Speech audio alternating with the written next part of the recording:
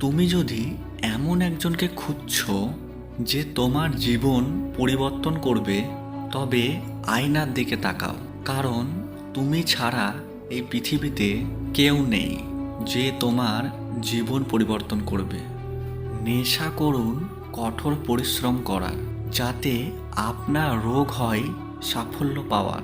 তুমি জীবনে কতবার হেরেছো তাতে কিছু যায় আসে না, কারণ তোমার একটা জিত হলো সমস্ত হারের যোগ্য জবাব।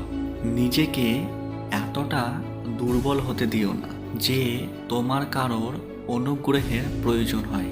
আজকের মধ্যে ডুবে কঠোর পরিশ্রম করো, যাতে আগামীকাল তুমি যখন আবির্ভূত হবে অন্য সবার থেকে আলাদা হবে। জেতার আসল মজা তো তখনই যখন সবাই তোমার হারের অপেক্ষায় থাকবে।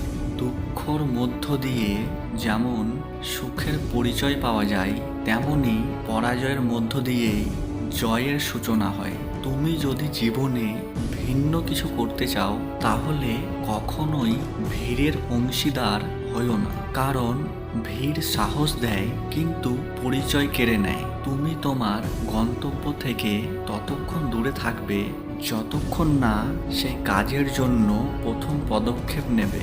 জীবনে প্রতিটি বড় লক্ষ্যেই বড় ত্যাগের দাবি রাখো।